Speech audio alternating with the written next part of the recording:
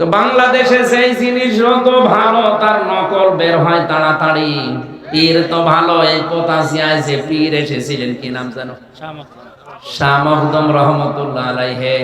তাদের জীবন আমি পড়ে দেখেছি। দেশে যারা ইসলাম প্রচার করেছে নিজের জন্য কিচ্ছু করেনি, সব করেছে জনগণের জন্য। আমার বাগেরহাটের দিকে তাকান, খান জাহান আলী বড় বড় দিঘি কেটেছে, পুকুর কেটেছে, কুয়া বানিয়েছে, টিউবওয়েল পুঁতে দিয়েছে, রাস্তা বানিয়েছে। এইগুলো ছিল পীর।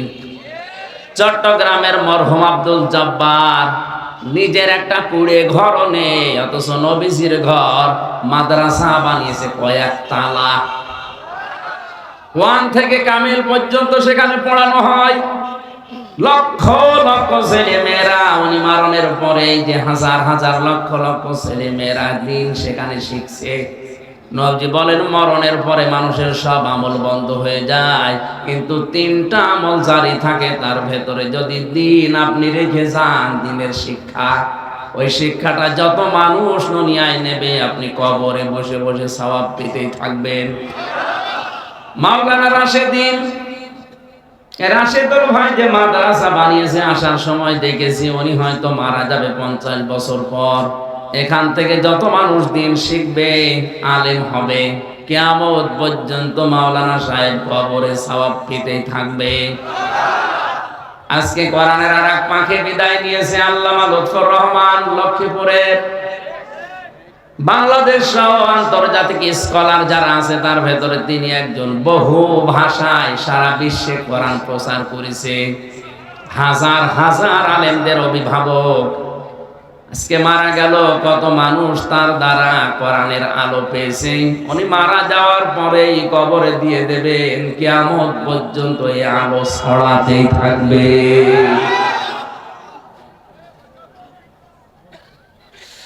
সিরাজগঞ্জবাসী, আমি যেটা বোঝাতে চাই এখানে, পীর শব্দটা ভালো আমরা উল্টা অর্থে নিয়েছি, কারণ অধিকাংশ মানুষের শব্দটা নিয়ে ব্যবসা করে খায়। এই কারণে আজকে থেকে ক্লিয়ার যে যারা জানেন না, যারা জানে ইসলামের বিষয়, তার কাছে জানতে যাবেন। এইটার নাম ফার্সিতে পীর বলা হয়। এর বাইরে কিছু করা তার জন্য আপনি পারবেন না, খুশি করতে পারবেন না। আপনি মনে করেন যদি পীর সাহেবকে একটা এরকম শাল চাদর দিয়ে খুশি করব, আরে ভাই আপনার আগে আপনি তো 2000 টাকার শাল কিনেছেন, আপনার আগে একজন 5000 টাকার শাল ওরে দিয়ে গেছে। পৃথিবীর মানুষকে খুশি করা মানুষের দ্বারা সম্ভব না, কারণ এই যে পেটটা, আল্লাহর নবী বলে মানুষের এই পেট ভরবে না কোন পর্যন্ত জানো? পৃথিবীর মানুষকে যদি বলা হয় 1 মাঠ ভর্তি তোমাকে স্বর্ণ দেওয়া হয়েছে, সে বলবে আল্লাহ আমি যদি আরেকটা মাঠ ভর্তি স্বর্ণ পেতাম তাহলে আমার ভালো হতো। আরেকটা মাঠ ভর্তি যদি স্বর্ণ দিয়ে দাও, বলবে আরেকটা যদি পেতাম। মানুষের পেট ওই পর্যন্ত ভরবে না যতক্ষণ কবরের মাটি পেটে না যায়। এই ছেলে কথা বলো, কোন জায়গায় আবার কথা বলো।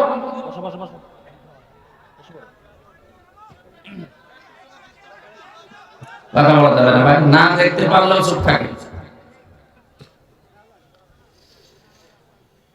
কত মানুষ দেখছেন না, নীরব হয়ে শুনছে আপনার জন্য। যদি ডিস্টার্ব হয় কবিরা গুনাহ হবে আপনার, কারণ ফাস্তামিউ লাহু ওয়া আনসিতু, 2টা শব্দ এখানে। জবান খুলে পড়েন আউযু বিল্লাহি মিনাশ শাইতানির রাজিম। বিসমিল্লাহির রহমানির রহিম। ওয়াইবাদুর রহমানিল্লাযীনা ইয়ামশুনা আলাল আরদি হাওনা ওয়া ইযা খাতাবাহুমুল জাহিলুন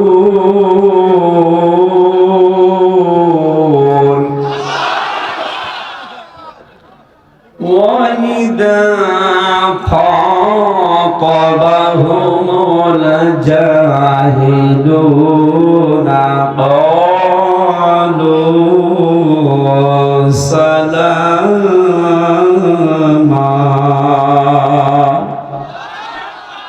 صدقت يا ربنا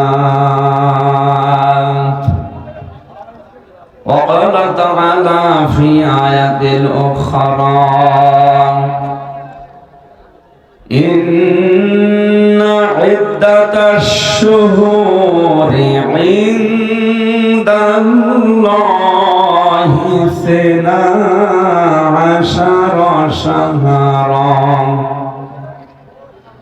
12 شهرا في كتاب الله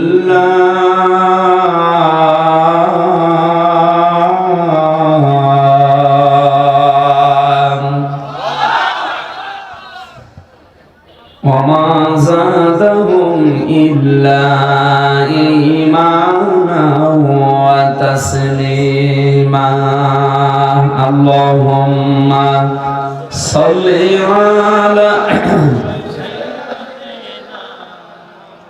مولانا محمد وعلى آل سيدنا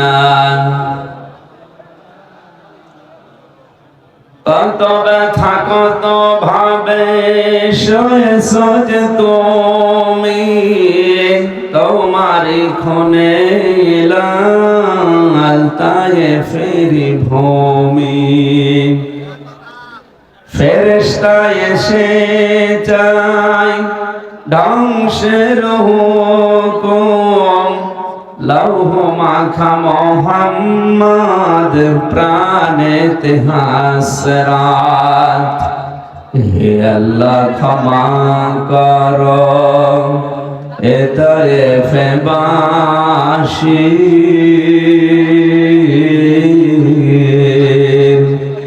এরা বসেনি তো আমি যে মোহাম্মদ হৃদয়ে মোহাম্মদ আলহামদুলিল্লাহ। বাংলাদেশের ঐতিহ্যবাহী জেলা সিরাজগঞ্জ শাহজাদপুর থানার অন্তর্গত পোতাজিয়া গ্রামের যুব সমাজের উদ্যোগে মহাবিশ্বের মহাবিশ্ব আমাদের মালিক আমাদের মনিব মহান রব্বুল ইজ্জাতুল জালালের মুখের পবিত্র বাণী কোরআনে কারীম তাফসীরুল কোরআন মাহফিলের স্বনামধন্য সভাপতি আমার আরাফাতের ভাই আলহাজ মোহাম্মদ আলমগীর জাহান বাচ্চু, চেয়ারম্যান ৩ নম্বর পোতাজিয়া ইউনিয়ন পরিষদ, প্রধান অতিথি শাইখুল মাশায়েখ মাননীয় জাতীয় সংসদ সদস্য জনাব চয়ন ইসলাম, উপপ্রধান অতিথি ডক্টর সাজ্জাদ হায়দার লিটন, প্রেসিডিয়াম সদস্য বাংলাদেশ আওয়ামী যুবলীগ কেন্দ্রীয় কমিটি। আতালাল্লাহু উমরাহু ওয়া বারাকাল্লাহু ফি হায়াতি, বলেন আমিন। এ মাহফিলে এতক্ষণ যিনি আলোচনা রাখলেন আপনাদের এলাকার সন্তান, ইসলামিক চিন্তাবিদ, শিক্ষাবিদ জনাব মাওলানা রাশিদুল হাসান রাশেদ সিদ্দিকী। ইসলামী সঙ্গীত পরিবেশন করেছেন হাসানুল্লাহ জুলহাস সহ। আলোচনা রেখেছেন মাওলানা হুসাইন আহমেদ মাহফুজ চুয়াডাঙ্গা। নাম না জানা অন্যান্য ওলামা ইকরাম, সামনে বসা মুসলমান ভাইরা, পর্দার আড়ালের সম্মানিতা মা এবং বোনেরা, প্রশাসনের ভাইরা, প্রাণ প্রিয় সিরাজগঞ্জবাসী, আল্লাহকে ধন্যবাদ জানাচ্ছি যিনি আমাদের এখনো পর্যন্ত সুস্থ রেখেছে। আমরা যে কথা বলতে পারছি, এক একটা কথা তৈরি হতে আমাদের এই কয়েক ইঞ্চি কণ্ঠনালী 27টা ধাক্কা লাগার পর একটা কথা তৈরি হয়। যত দয়া দুনিয়ায় আল্লাহর আছে, আর রহমান আল্লামাল কোরআন খালাকাল ইনসান আল্লামাহুল বায়ান। আল্লাহ তাআলা বলেন, আমি যে রহমান, আমার বড় দয়া যে তোমাদেরকে আমি কোরআন শিখিয়েছি, আমি তোমাদেরকে বানিয়েছি।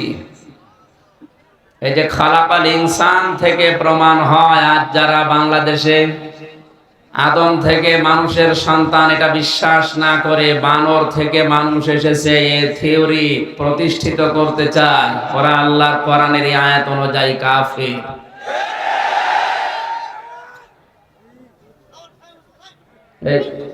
আমি তো হাত তুলতেও বলিনি, ঠ্যাং তুলে ফেলেছে কি? না না, ঠ্যাং তোলার দরকার নেই। আমি যতটুকু কথা বলবো, এটা একটা ক্লাস চলছে, কোরআনের একটা ক্লাস। কোরআনের ক্লাস হবে, আপনি যেন কোরআনের শ্রোতা হয়ে ছাত্রের মতো জবাব দেন। কাফেরের জানাজা পড়া জায়েজ আছে? এই বুঝে শুনে বলবেন। মুশরিকের জানাজা পড়া জায়েজ আছে? ওর জন্য ক্ষমা চাওয়া, দোয়া করা জায়েজ আছে? কথাটা যদিও সত্য মনে হচ্ছে, এইটাই কিন্তু বাস্তব। কোরআনে কারিমের আয়াত যারা বিশ্বাস করে না, মানে না, এক কথায় তারা ফতোয়া লাগবে না, ওরা কাফের। সুতরাং এরকম মানুষ যদি মারা যায়, ওর জন্য জানাজা পড়া, কবরে দেওয়া, দোয়া করা, মাগফিরাত কামনা করা সবগুলোই হারাম।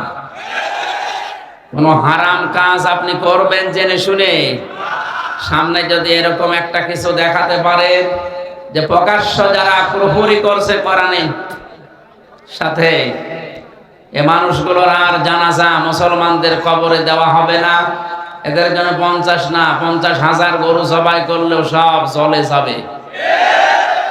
দেখবেন এমনি নাস্তিকরা টাইট হয়ে যাবে।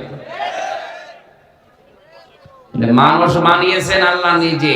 কোরআনে কারিমে আল্লাহ জানালেন যে খালাকাল ইনসান, আমি মানুষ বানিয়েছি। আল্লামাহুল বায়ান, মানুষকে কথা বলা শিখিয়েছি, বায়ান দিয়েছি কে? এজন্য আমরা যারা কথা বলতে পারছি, আমরা তো বোবা না, খুশি হয়ে বলেন আলহামদুলিল্লাহ। শুকরিয়া আদায় করলে আল্লাহ ওই নিয়ামত আবার দুনিয়ায় বাড়িয়ে দেয়। এটা আমাদের জীবনে এখন কিন্তু নিয়ামত। আপনি যদিও দাম না দেন, যাদের ঈমান আছে তাদের কাছে এটা পৃথিবীর সবচাইতে বড় নিয়ামত। কারণ ওরা জানে কোরআনের এই অনুষ্ঠানে আসলে কোরআনের ইজ্জতে, এর শ্বাস প্রশ্বাসে নিঃশ্বাসে নেকি হচ্ছে। আল্লাহ রাব্বুল আলামিন বলেন, ওয়াইদ তাআযানা রাব্বুকুম লাইন শাকারতুম লাযীদান্নাকুম ওয়া লাইন কাফারতুম ইন্না আযাবি লাশাদীদ। আল্লাহ যেন নিজে মাইক হাতে নিয়ে এলান দিচ্ছে যে একটি ঘোষণা শোনো। কে বলছে? আল্লাহ নিজে মাইক হাতে নিয়ে লেগে পড়েছেন, একটি ঘোষণা, একটি এলান। যদি আমার নিয়ামত পাওয়ার পরে শুকরিয়া আদায় করো, লাযীদান্নাকুম, ওটা অবশ্যই আমি আল্লাহ তোমাদের জীবনে আবার বাড়িয়ে দেব। যদি না শুকরিয়া করো, দাম না দাও, মর্যাদা দিতে না চাও, জীবন থেকে ওইটা ছিনিয়ে নেব, কঠিন আযাবের ভেতরে ফেলে দেব। আয়াতের তাফসীর পড়তে গিয়ে আমি শুকরিয়া আদায়ের শর্ত, শ্রেণী, এগুলো পেয়েছি 3টা। বাংলাদেশে অধিকাংশ মানুষ আমরা জানি নিয়ামতের শুকরিয়া আদায় করে, একেবারে টুটি পর্যন্ত খেয়ে ঢেকর তুলে বলে আলহামদুলিল্লাহ, হয়ে গেল না। এটা শুকরিয়া আদায়ের একটা মাধ্যম, একটা বাক্য।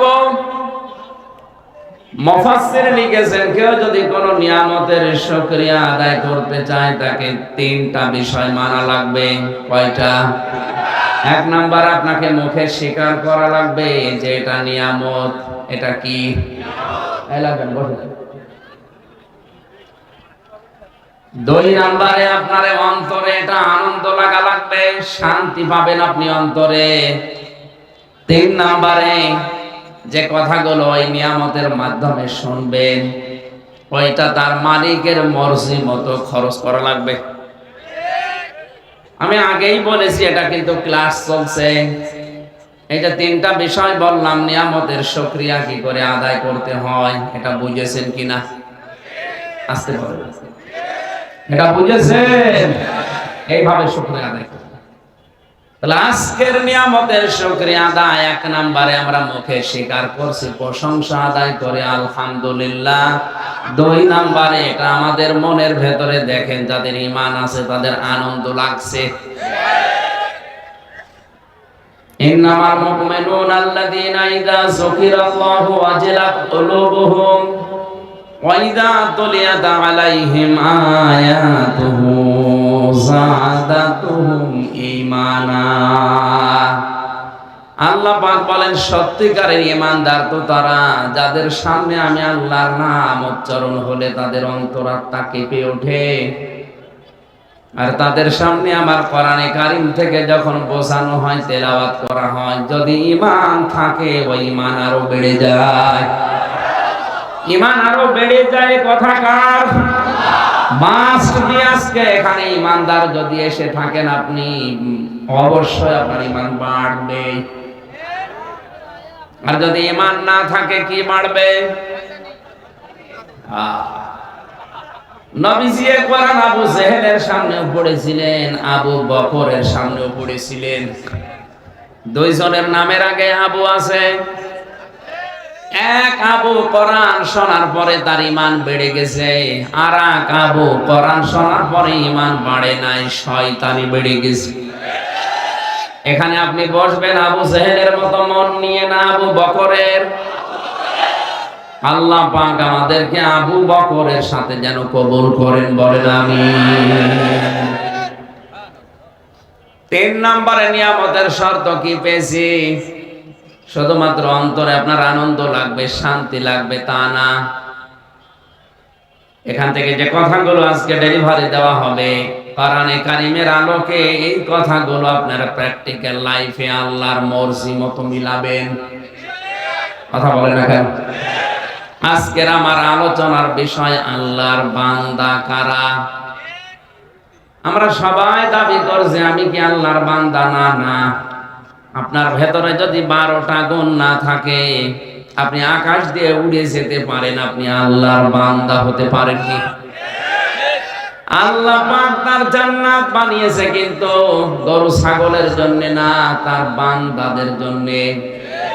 ফাদখুলি ফি ইবাদি ফাদখুলি জান্নাতি। আমার বান্দাদের ভেতরে প্রবেশ করো, এরপরে জান্নাতে যাও। তার মানে জান্নাতে যাওয়ার আগে আপনাকে বান্দা হওয়া লাগবে। কি হওয়া লাগবে? বিশ্বনবীকে আল্লাহ পরা কোরআনে 7টা নামে বিশেষ করে ডাক দিয়েছেন, তার ভেতরে বান্দা একটা। এই শব্দটা এত আদরের শব্দ, এত মহব্বতের শব্দ। মুহাম্মদ রাসূলুল্লাহকে পর্যন্ত আল্লাহ বান্দা বলেছেন কোরআনে। ওয়াইন কুনতুম ফি রাইবিম মিম্মা নাযালনা আলা আবদিনা।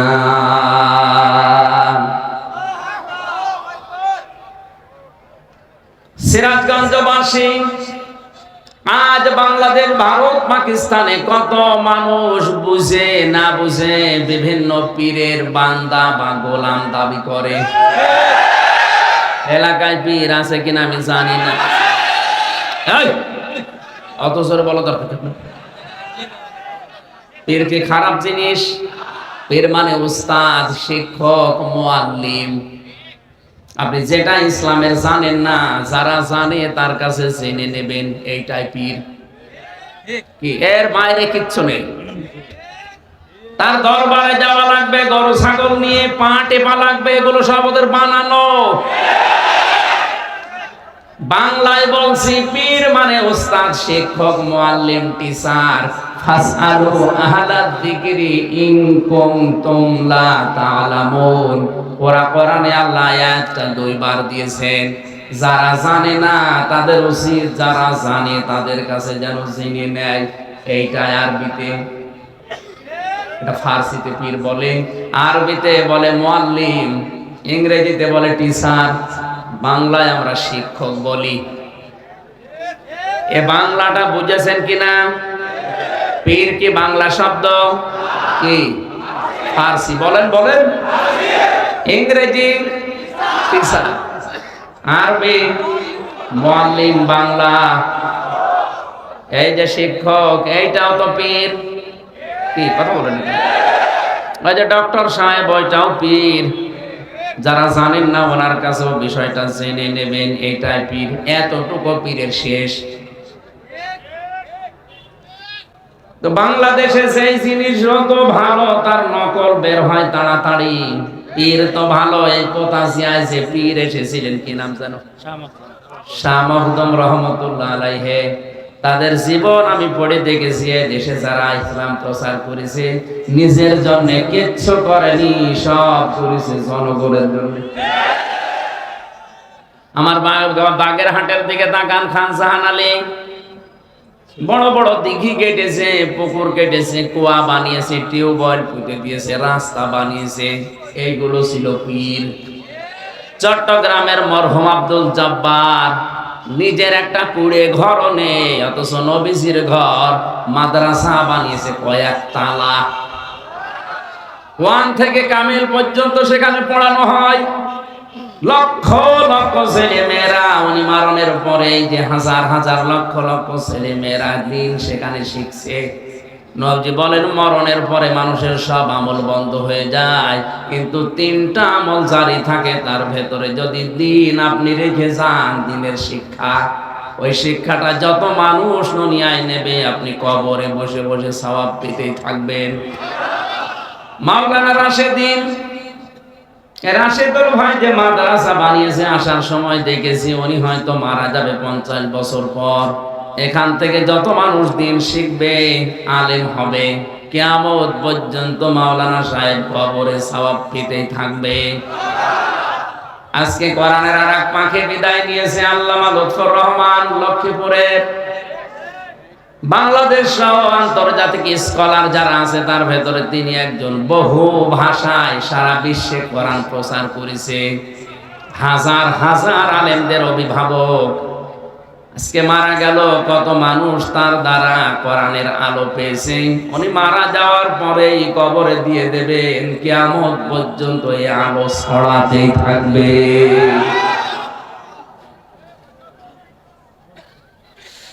সিরাজগঞ্জবাসী, আমি যেটা বোঝাতে চাই এখানে,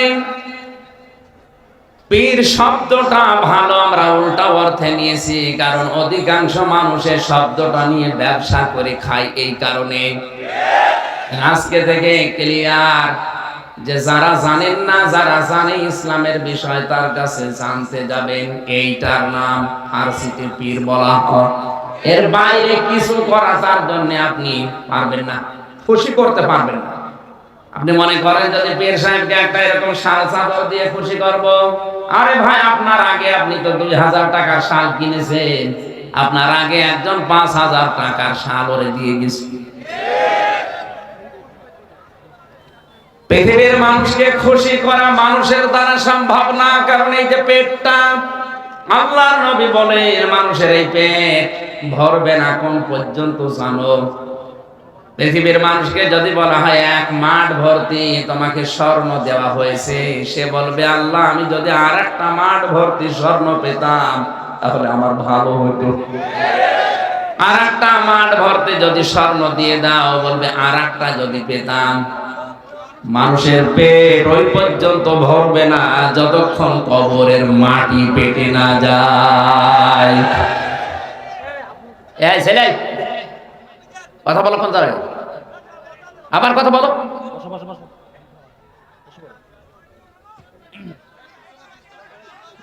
কথা বলতে হবে না ভাই, না দেখতে পারলেও চুপ থাকে। কত মানুষ দেখছেন না, নীরব হয়ে শুনছে আপনার জন্য। যদি ডিস্টার্ব হয় কবিরা গুনাহ হবে আপনার, কারণ ফাস্তামিউ লাহু ওয়ানসিতু, 2টা শব্দ এখানে। গান হচ্ছে না, এটা কোরআনের আলোচনা আরম্ভ হয়েছে। রহমানের বান্দা যদি আমরা দাবি করি, আল্লাহর বান্দা যদি আমরা দাবি করি, বলছিলাম যারা আজ বলে আমি অমুক পীরের গোলাম, পীরের বান্দা, এ কথা বলা যে কত বড় মারাত্মক। আল্লাহ সবচাইতে বেশি রাগান্বিত হয়ে যায় ওই মানুষটার উপরে যখন সে তার বান্দার পরিচয় দিতে চায় না। আল্লাহ বাদে কারো গোলামির পরিচয় দেওয়া, বান্দা বলা, কারো কাছে সাহায্য চাওয়া জায়েজ নেই, হারাম। হারাম এবং হারাম। জিন্দা পীর হোক আর মরা পীর হোক, কারো কাছে সাহায্য চাওয়া যাবে না।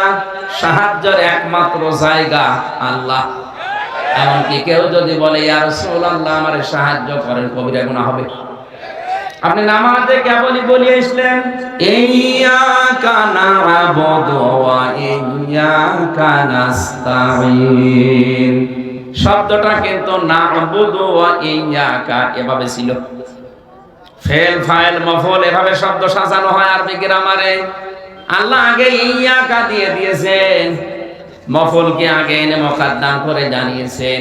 এখানে দেখবেন বাংলা লিখতে গেলে হর্ষাই দেওয়া লাগে। একমাত্র তোমারই ইবাদত করি।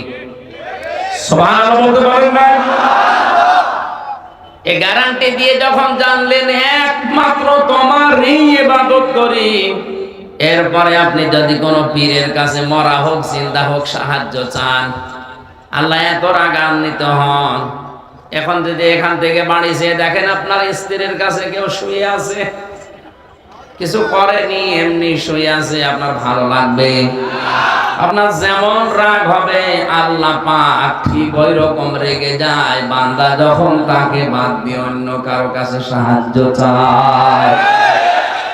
সুতরাং এই শাহজাদপুরে যারা আল্লাহ বাদ দিয়ে অন্যের কাছে সাহায্য চাচ্ছেন বা যারা চাওয়ার ব্যবস্থা করে দিচ্ছেন, দুইজনেরই সমস্যা। আল্লাহ আপনার উপরে রেগে আছে, আপনি এখন আল্লাহর বান্দা হতে পারেননি। আজকের আলোচনার বিষয় কি বললাম? এখানে কথা বলে কেন?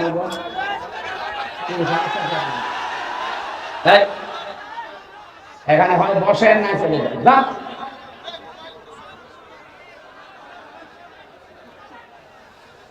আমার ভাইরা, আমি বলছিলাম আজকের আলোচনার বিষয় হচ্ছে আল্লাহর বান্দা কারা। আমরা আল্লাহর বান্দা হওয়ার চেষ্টা চালাবো ইনশাআল্লাহ। দরুদ আর সালাম পড়ছি নবী মুহাম্মদুর রাসূলুল্লাহ সাল্লাল্লাহু আলাইহি ওয়াসাল্লামের প্রতি।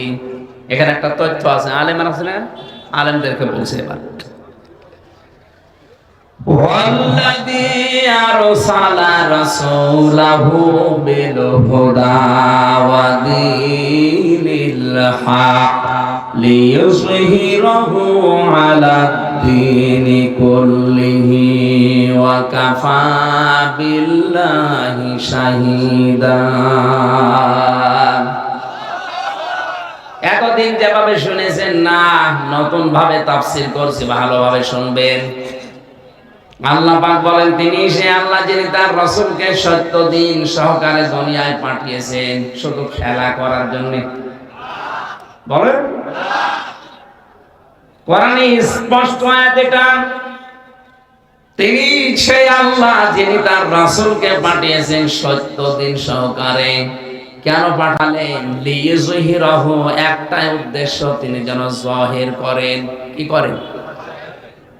জাহির করেন, প্রকাশ্য করেন, উপরে তুলে নিয়ে আসেন, প্রকাশ করে দেন, প্রতিষ্ঠিত করেন। প্রায় ৯৯টা অর্থ আছে। আলাদ-দীনি কুল্লিহি, দুনিয়ায় যত ধর্ম আছে, যত দিন আছে, সব দিনের উপরে যেন তিনি তার পাঠানো দিন ইসলামকে উপরে তুলে নিয়ে আসেন। আল্লাহ তাআলা এতটুকু বলে শেষ করেননি, ওয়া কাফা বিল্লাহি শাহীদা। এই কাজ করতে গিয়ে নবীর পেছনে যদি বাংলাদেশের কেউ না থাকে, আমি আল্লাহ বলছি আমি নিজেই যথেষ্ট। এবার আসেন তো আয়াতের পক্ষে হাদিস।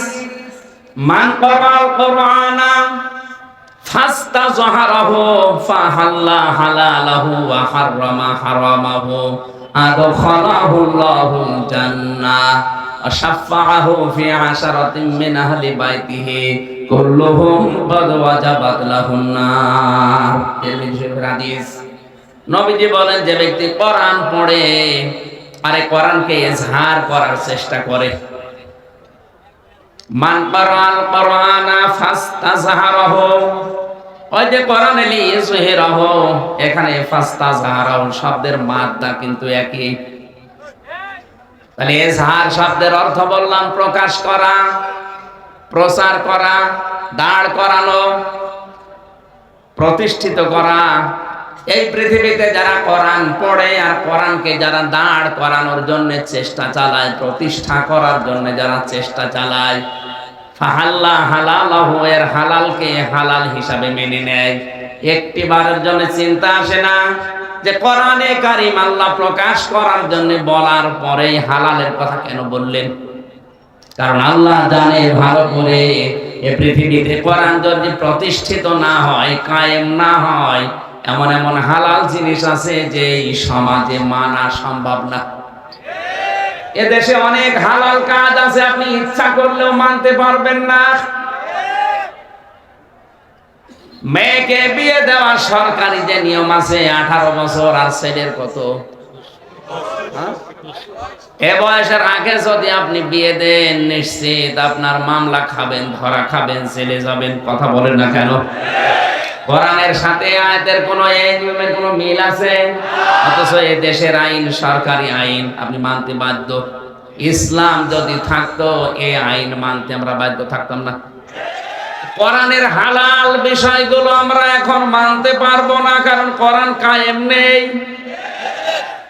হারামা হারামাহু, যারা এর হারামকে হারাম বলে মেনে নিয়েছে, আজ অনেক হারাম আছে যেগুলো আমরা ইচ্ছা করলেও ছেড়ে দিতে পারছি না, মেনে নিতে বাধ্য হচ্ছি। আজ হাজার হাজার অফিসার ঘুষ খায়, এদেরকে যদি বলা হয় কি বলে, আমার কিছু করার নেই, ওপরের নির্দেশ। এই যে আমার এই গাড়িটাই মনে করেন কাগজপত্র, রোড পারমিট সব ঠিক আছে, ওকে, সিরাজগঞ্জ থেকে কুষ্টিয়া পর্যন্ত যেতে কমপক্ষে 3 থেকে 4 জায়গায় আল্লাহর ওলিরা ধরবে। হুজুর দোয়া চাই, আমি যদি বলি কই আমি তো দোয়া করে আসলাম, না, যে দোয়া নিয়ে এসেছেন ওই দোয়া দিয়ে যান। শেষে বাড়ি পর্যন্ত যেতে যদি আমি 1000 করে দোয়া দিতে দিতে যাই, আমার 4000 যাবে। টোল আছে, রাস্তায় আছে খরচ, ড্রাইভারের খরচ, তেলের খরচ। বলেন, এখন ওদের যদি জিজ্ঞাসা করা হয় এটা কি জোর করে নিচ্ছেন, জায়েজ হবে? ফতোয়া উল্টো করে দেবে, বলে হুজুর হাদিয়া দেওয়াও যায়, এটা কি হাদিয়া হচ্ছে?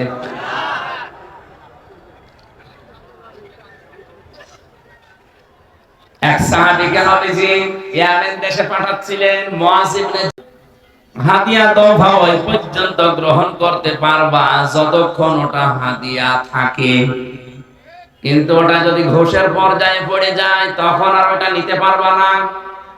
আজ যে মানুষগুলো আমার কাছে গাড়ি থেকে 4000 টাকা মনে করেন নিয়ে নিল 4 জায়গায়, ওই পোশাক না পরে যদি এই পোশাক পরে থাকতো, আমি হাদিয়া দিতাম। হাদিয়া হয় কি করে? এটা এতটুকু শেষ করেননি, এমন এমন হারাম কাজ আছে ও নিজে করতে ইচ্ছা করছে না, উপরের অর্ডারে বাধ্য হচ্ছে। উপরে যিনি আছে বলছে কর, নাই তো তোর এখানে ট্রান্সফার করে দেব, তোর চাকরি খেয়ে নেব, বাধ্য হয়ে হারাম কাজ করা লাগছে। এই জন্য নবীজি বলেন, কোরআন যারা ইজহার করবে, প্রতিষ্ঠা করবে, আর হালালকে হালাল জানবে, হারামকে হারাম জেনে মেনে নেবে, আদখালাহুল্লাহুল জান্নাহ, আল্লাহ নিজে তাদেরকে জান্নাতে প্রবেশ করাবেন। আশাফারাহু ফি আশারাতিন মিন আহলি বাইতিহি কুল্লুহুম ক্বাদ ওয়াজাবাত লাহুন নার। এখানে একটা তথ্য আছে, এইদিকে তাকান। তার জন্য সুপারিশের অনুমতি দেওয়া হবে তার পরিবারস্থ লোক থেকে এমন 10 জনের ব্যাপারে যাদের জন্য জাহান্নাম ওয়াজিব ছিল। কি ছিল? তার মানে জাহান্নামে যারা যাবে। এখানে একটা ছোট্ট সূক্ষ্ম বিষয় লুকিয়ে আছে। আমি জেলখানায় যাওয়ার আগে 20 সাল পর্যন্ত এই বিষয়টা ক্লিয়ার ছিলাম না।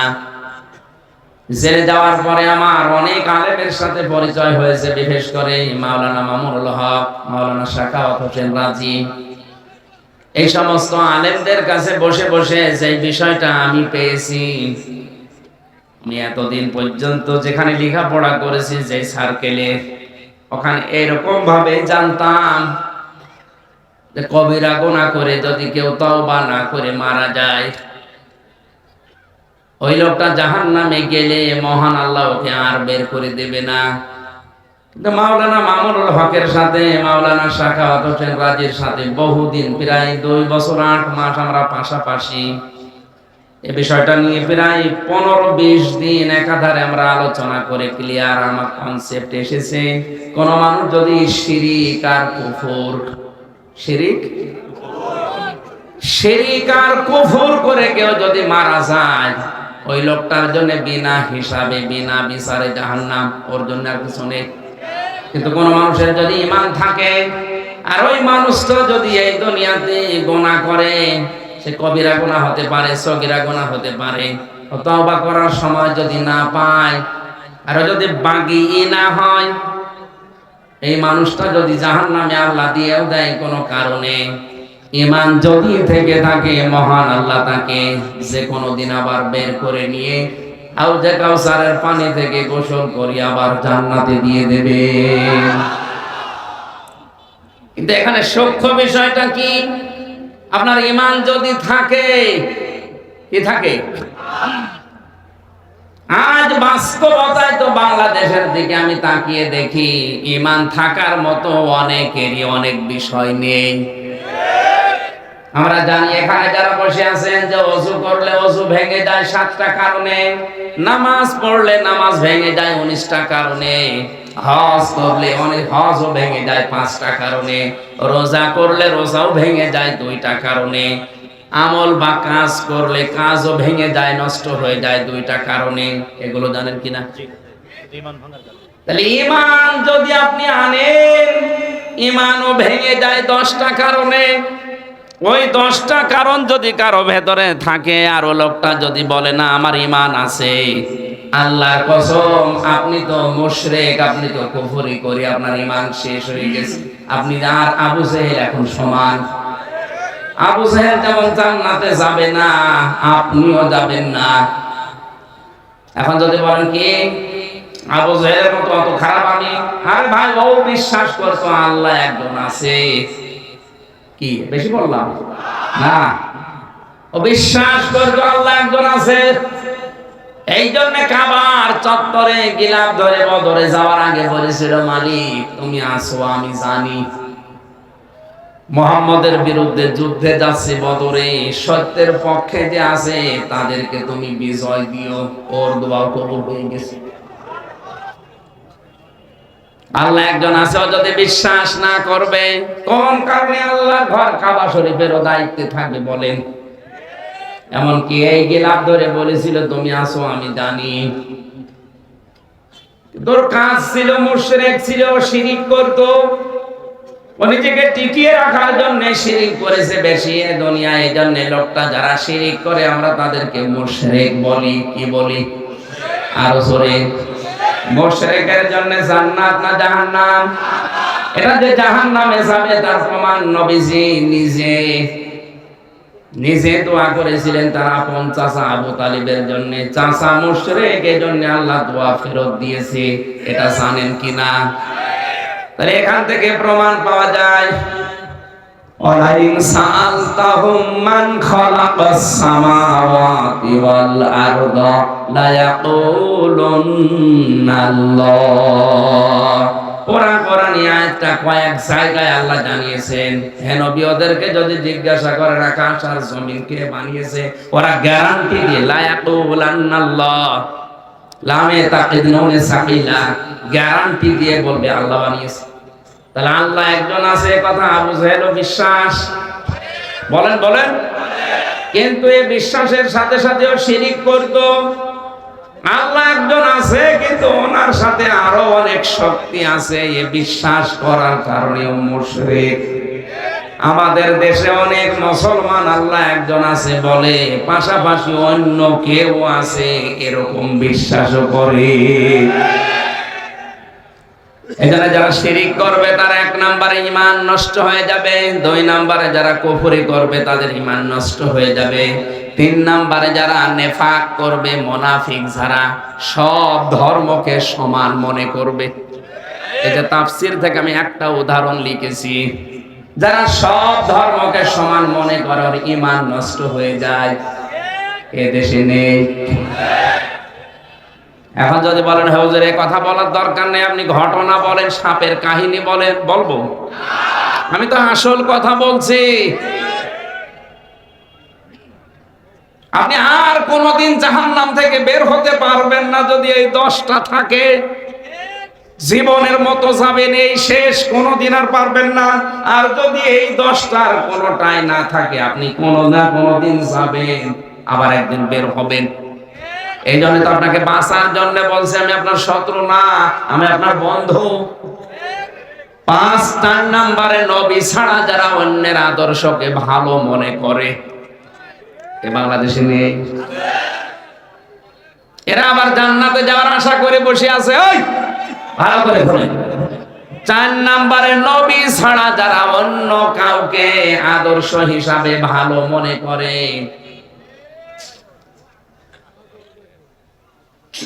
করে না, কেউ করেন।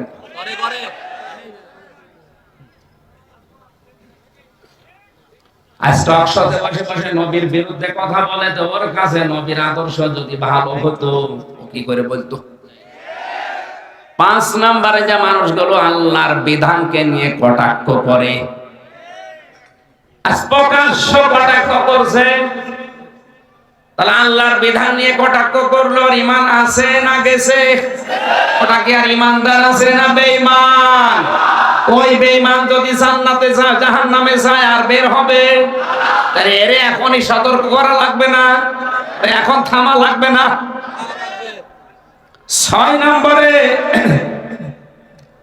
আল্লাহর বিধানকে যাদের ভালো লাগে না, এই মানুষগুলোর ঈমানও ভেঙে যায়, নষ্ট হয়ে যায়। 7 নম্বরে যারা জাদুকর, 8 নম্বরে যারা মুসলমানদের বিরুদ্ধে ষড়যন্ত্র করে। আমার মনে হয় 8 নাম্বার পয়েন্টে বাংলাদেশে অনেকেই ধরা খাবে। মুসলমানদের বিরুদ্ধে যারা ষড়যন্ত্র করছেন, থামেন, আপনার ঈমান কিন্তু ভেঙে যাবে। একবার জাহান্নামে আল্লাহ দিয়ে দিলে জীবনে আর বের হতে পারবেন না। 9 নম্বরে কাউকে ইসলামের ঊর্ধ্বে যদি কেউ মনে করে, এটা এই দেশে নেই, আমেরিকায় আছে। 10 নম্বরে ইসলামের কোন বিধানকে যদি কেউ ঘৃণা করে, বলেন নাউজুবিল্লাহ। আল্লাহ আমাদের হেফাজত করুন, বলেন আমিন। লিযহিরাহু আলাদ-দীনি কুল্লিহি দিয়া যেটা বুঝিয়েছে, ইসলামকে যারা দাঁড় করানোর চেষ্টায় থাকবে, প্রকাশ করার চেষ্টায় থাকবে, কায়েম করার, প্রতিষ্ঠা করার চেষ্টায় থাকবে, আর হালালকে হালাল জেনে মেনে নেবে, হারামকে হারাম জেনে মেনে নেবে, তাকে আল্লাহ জান্নাতে শুধু প্রবেশ করাবে না, এমন 10 জনের ব্যাপারে তারা সুপারিশ করার অনুমতি দান করবে যাদের জন্য জাহান্নাম ওয়াজিব হয়ে গিয়েছিল। সুতরাং ওই যোগ্যতা অর্জন করার জন্য আজ আমাদেরকে কোরআন পড়তে হবে। এখানে কোরআনের হাফেজ হওয়া লাগবে সেই কথা নেই। মান কোরআন কোরআনা, যে ব্যক্তি কোরআন পড়বে, হাফেজ হওয়া ফরজ না। হাফেজ হওয়া ফরজ না, কোরআন পড়া ফরজ। কোরআন পড়া কি?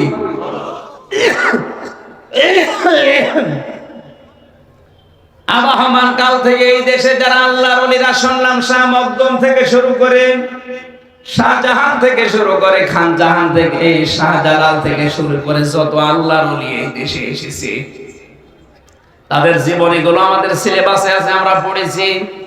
আমরা দেখেছি ওই মানুষগুলোর কাছে কেউ গেলে কোরআন শরীফ তুলে দিত, এই নাও তুমি এইটা পড়লে আল্লাহকে পেয়ে যাবে।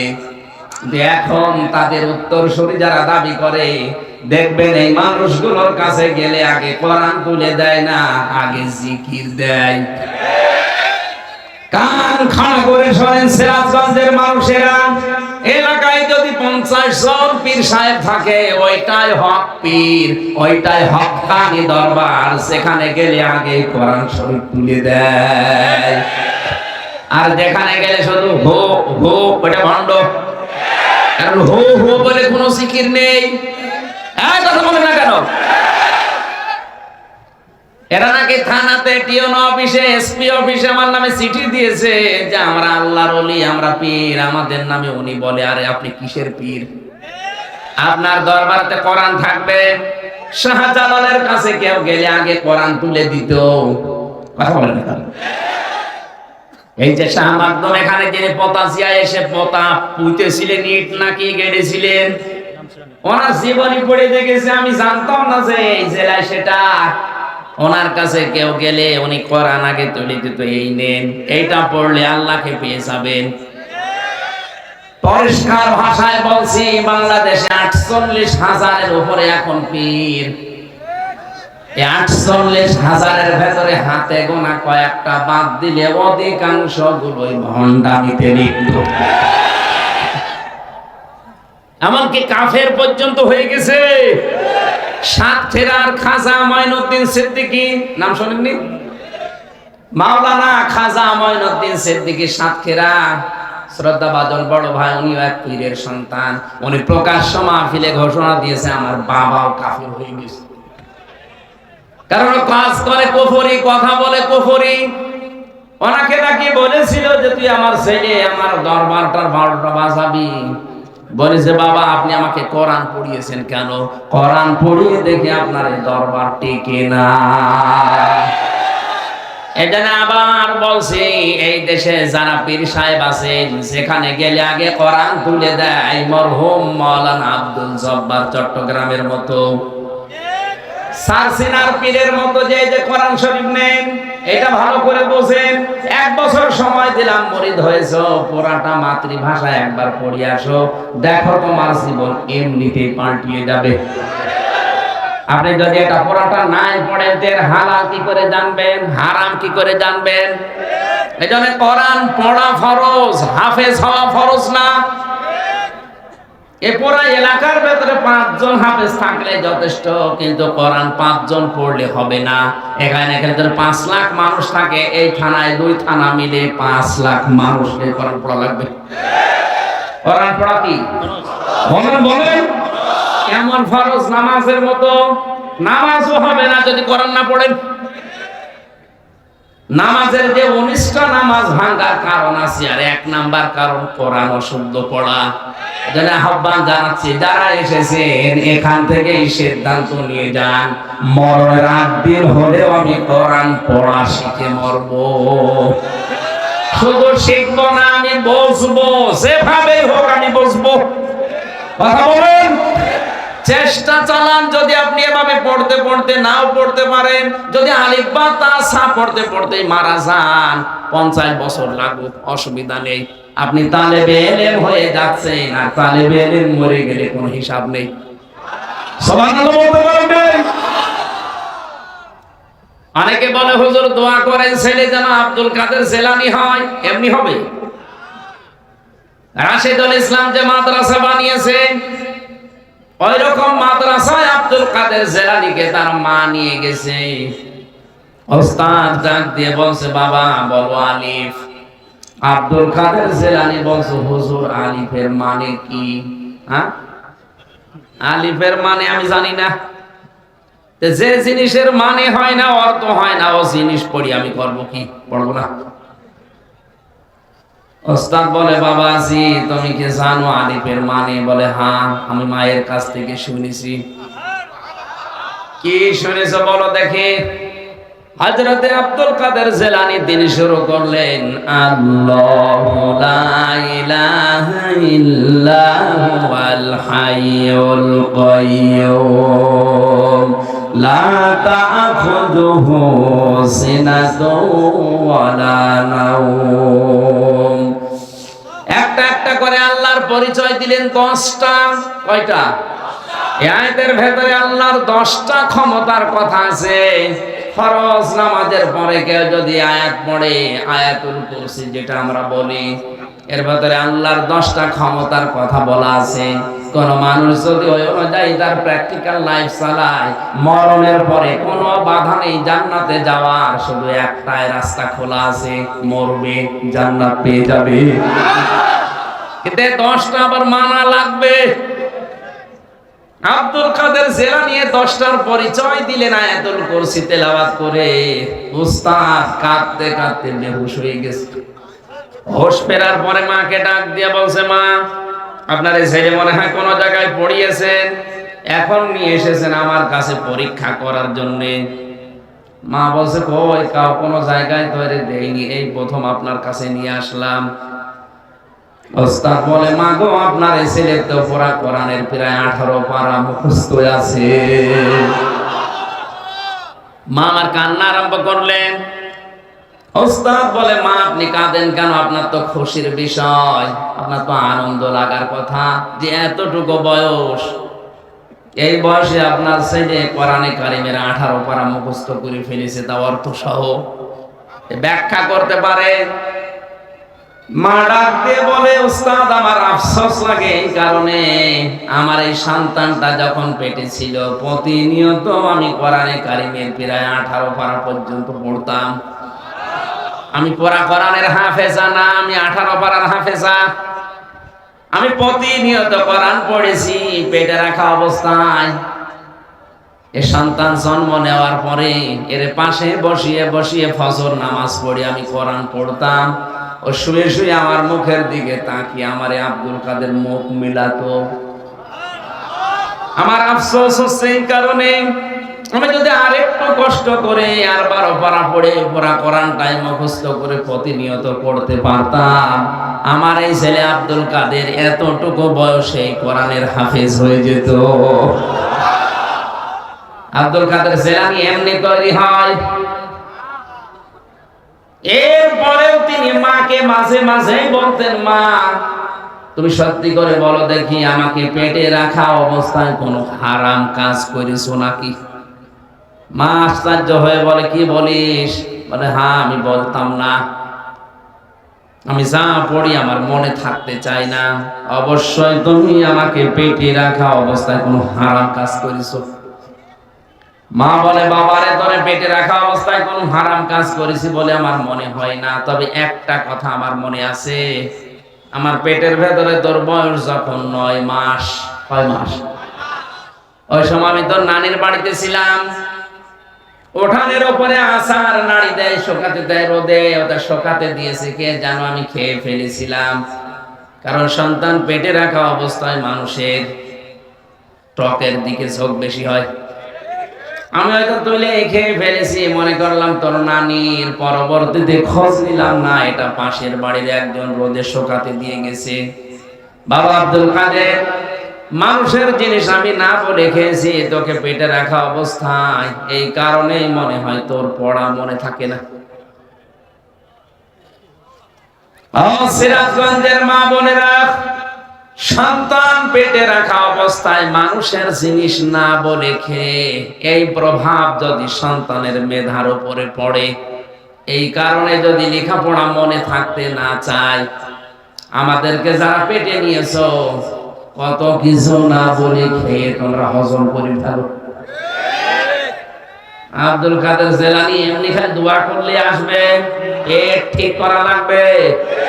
মেয়েদের এই কয়েক ইঞ্চি পেট, এটা অনেক দামি জায়গা। কত রকমের নজর ওই দিকে মানুষ দেয় উল্টা পাল্টা করে, আর মানুষের চোখের নজর বড় তীক্ষ্ণ, খুব খারাপ জিনিস এটা। অনেকেই হয়তো বলে হুজুর আমি ভালো নজরে তাকাই, ওটা টাটকা শয়তান। তোমার নজর কত ভালো। বিশ্ব নবী মুহাম্মদ রাসূলুল্লাহ একদিন মসজিদে নববীতে নামাজে যাচ্ছিলেন, হঠাৎ করে একটা বেপরদা মহিলা তার সামনে পড়ে গেছে। তিনি মাথা নিচু করলেন, তাড়াতাড়ি করে বাড়িতে আসলেন। হযরতে সাউদা রাদিয়াল্লাহু তাআলা আনহাকে ডাক দিয়ে বললেন কোথায় তুমি, এদিকে আসো। তার সাথে তিনি সংসার করার পরে হযরতে সাউদা বলে হে রাসূল আপনি তো মসজিদে যাচ্ছিলেন, হঠাৎ করে ফিরে আসলেন কোন কারণে? হযরতে সাউদা ডাক দিয়ে বলেছেন নবীজি বলেন আমি যখন যাচ্ছিলাম তখন একটা বেপরদা মহিলা আমার সামনে পড়ে গিয়েছিল, তাড়াতাড়ি করে মাথা নিচু করে চোখ বন্ধ করে আমি প্রায় চলে এসেছি। শয়তান আমারে ধোঁকায় ফেলে দিচ্ছিল, তাড়াতাড়ি করে চলে এসে আমার জায়েজ জায়গায় আমি জায়েজ কাজটা করেছি। বলেন তো শয়তান যদি বিশ্ব নবী মুহাম্মদ রাসূলুল্লাহকেও ধোঁকা দিতে পারে, আমাদের পারবে না? আপনার মন কি রাসূলুল্লাহর চাইতেও পবিত্র হয়ে গেছে? এখন ভণ্ডামি কথা কোথায় পান আপনি? বলে আমার মন পবিত্র আছে। আমি যে কথাটা বলার জন্য পর্যন্ত এসেছিলাম, শিরক এবং কুফরি যেন আমাদের জীবনে না থাকে, তাহলে জাহান্নামে একবার গেলে আর বের হতে পারবেন না। সুতরাং কোরআনে কারীম আমাদের এই মুহূর্তে থেকে পড়া দরকার, যেমন তেমন ভাবে না, আব্দুল কাদের জিলানীর মতো বুঝে বুঝে। আমি কথা দিয়ে যাচ্ছি, এখানে যারা এসেছে আজকের এই দিন থেকে আগামী বছর যদি এখানে অনুষ্ঠান হয়, 1 বছর সময় পাবেন। কোরআনটা আপনি একবার হলেও মাতৃভাষায় শেষ করেন।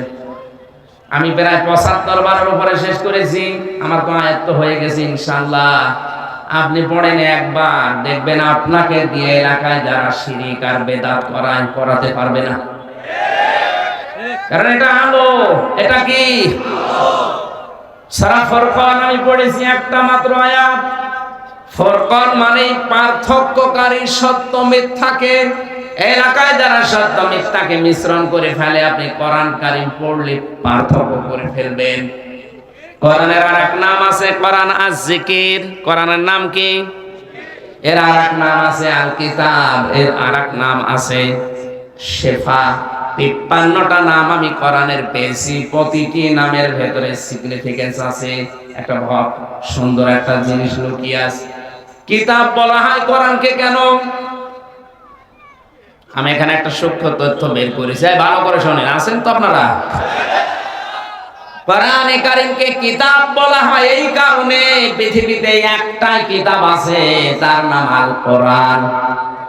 দুনিয়ায় আর যত বই আছে, কিতাব আছে, এগুলো কিন্তু আসলে কিতাব না, এগুলো কোরআনের সব ব্যাখ্যা। আল্লাহু কানাল বাহরু মিদাদান লিকালিমাতি রাব্বি লানাফিদাল বাহরু ক্বাবলা আন তানফাদা কালিমাতু রাব্বি ওয়ালাউ জিনা বিমিসলিহি মাদাদা। আল্লাহ পাক বলেন, নবী আপনি বলুন, তামাম দুনিয়ার সব পানি যদি খালি হয়ে যায়, যত গাছ আছে দুনিয়ায় যদি কলম হয়ে যায়, দুনিয়ার জিন আর ইনসান মিলে যদি লেখা শুরু করে, কিয়ামত পর্যন্ত লিখতেই থাকবে, আমার কোরআনের ব্যাখ্যা শেষ করা যাবে না। ওয়ালাউ আন্না মা ফিল আরদি মিন শাজারাতিন আকলামু ওয়াল বাহরু ইয়ামুদ্দুহু মিন বা'দিহি সাবআতু আবহুরিম মা নাফিদাত কালিমাতুল্লাহ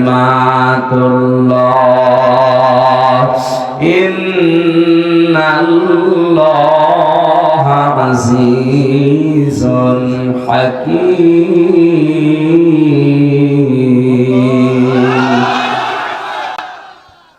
এটা 27 নাম্বার সূরা লোকমানের। আল্লাহ পাক বলেন, যদি জমিনের যত গাছ আমি বানিয়েছি, সব গাছকে যদি কেউ কেটে কেটে কলম বানিয়ে ফেলে, 7টা সমুদ্রের পানিকেও যদি কেউ কালি বানায়, এরপরে আরো সমুদ্র যোগ করে, আল্লাহ এই কথাগুলো ব্যাখ্যা স্বরূপ বলছেন, এই কারণে যেটা সম্ভব না। মা নাফিদাত কালিমাতুল্লাহ, আমি আল্লাহর কালেমার ব্যাখ্যা লিখে কোনোদিন শেষ হবে না। এই জন্য দুনিয়ায় কিতাব কয়টা? একটা। বলেন বলেন, কেন এই একটাকে কিতাব বলা হয়? আমি এই জন্য একটা পড়লাম, যারা আলেম আছেন এবার তাদেরকে বলছি, কোরআনের প্রথম শুরুতেই দেখবেন লেখা আছে যালিকাল কিতাবু লা রাইবা ফীহি। এখানে কিতাবের আগে কি আছে? আলিফ লাম। কি আছে? আলিফ লাম। আর রাসূল বলেন, এই এই ওঠে কারা গো? এদিকে ভালো করে খেয়াল করেন, কেন আল্লাহর এই কোরআনকে কিতাব বলা হয়, আর কেন আল্লাহ প্রথমে কিতাব দিয়েছেন, কোরআন শব্দ না দিয়ে যালিকাল কোরআনও দেয়নি। কি দিয়েছেন? যালিকাল কিতাবও দিয়েছেন, আর কিতাবের আগে আলিফ লাম দিয়েছেন। মুফাসসিরিনে কিরাম লিখেছেন, এই পৃথিবীতে একটাই মাত্র হেদায়েতের কিতাব, যার নাম কোরআন শরীফ। এখন যদি কোরআন কাউকে হেদায়েত দিতে না পারে, পথ দেখাতে না পারে, ওর মনের পরিবর্তন ঘটাতে না পারে, বুঝবেন ওইটা জাহান্নামে যাওয়ার জন্য তৈরি হয়েছে। কিতাবে কোরআনে কারিমের নাম কয়টা বললাম? ৫৫টার উপরে। কয়টা? তাফসিরে ফি জিলালিল কোরআনে প্রায় ৫৫টা আছে, কোনটা জায়গায় ৫৩টা আছে। তাফসিরে খাজেনে, তাফসিরে কাবিরি আছে প্রায় ৫৯টা। অনেক অনেক জায়গা অনেক নাম আছে, আমার মুখস্থ আছে যেগুলো। তার ভেতরে অন্যতম এই ৪টা: আল কিতাব, আজ জিকির, আল ফুরকান, আল কোরআন। জোরে বলেন আল্লাহু আকবার। আমি যে কথাটা এর আগে বললাম যে কোরআন যদি কাউকে হেদায়েত দিতে না পারে, মনের পরিবর্তন ঘটাতে না পারে, ওর কপালে আর হেদায়েত নেই। এটাকে বানালাম। এই যে নরসিংদীর গিরিশচন্দ্র সেন, বেটা হিন্দু মানুষ, ওর মন ছিল না কোরআন থেকে হেদায়েত নেওয়ার, কিন্তু কোরআন পড়েছে আমাদের চাইতে বেশি, ও কোরআন বুঝেছে আমাদের চাইতে বেশি, ও কোরআন লিখেছে আমাদের চাইতে বেশি। আমি 1 থেকে মাস্টার্স পর্যন্ত আমার তাফসিরের উপরে মাস্টার্স হয়েছে। আমি এত লেখা লিখতে পারি নাই গিরিশচন্দ্র সেন যত কোরআন লিখেছে। কারণ আমার এক একটা শব্দের হয়তো 2টা 5টা 7টা অর্থ মুখস্থ আছে। আর বেটা হিন্দু, গিরিশচন্দ্র সেনের এক একটা শব্দের 33 থেকে 99টা পর্যন্ত অর্থ মুখস্থ ছিল, নয়তো তাফসীর লিখলো কি করে? এখানে যত বড় হুজুর হোক আর যত বড় ডক্টর হোক, বুকে হাত দিয়ে কেউ বলতে পারবেন না যে পুরা কোরআনের প্রতিটি শব্দের অর্থ আমার জানা আছে। পারবেন? কেউ পারবে না। আমারও ক্ষমতা নেই। আমি পড়েছি কিন্তু আমার এখন আর মনে নেই। এখন আবার স্টাডি করা লাগবে, দেখা লাগবে। ও কি মেধা চিন্তা করে! পুরা কোরআন শরীফের প্রতিটি শব্দের অর্থ তবে 1টা 2টা 5টা না, 33টার উপরে করে এক একটা শব্দের অর্থ মুখস্থ ছিল। কি পড়া পড়েছে জীবনে, কিরকম মুখস্থ করেছে, কিভাবে লিখেছে। তাহলে আমাদের চাইতে কোরআনও পড়েছে বেশি, বুঝেছে বেশি, লিখেছে বেশি। এখন বলেন না কেন? কিন্তু হেদায়েত পেয়েছে না। মারা যাওয়ার পরে কবরে দিয়েছে জানাজা, কি কোথায় দিয়েছে? আগুনে। কোথায় দিয়েছে? আগুনে পুড়িয়ে ফেলেছে। এই জন্য তো কিতাবের আগে আলিফ লাম, যে কোরআন যদি কারো মনের পরিবর্তন ঘটাতে না পারে, কোরআনে কারীম যদি কাউকে হেদায়েত দিতে না পারে, ও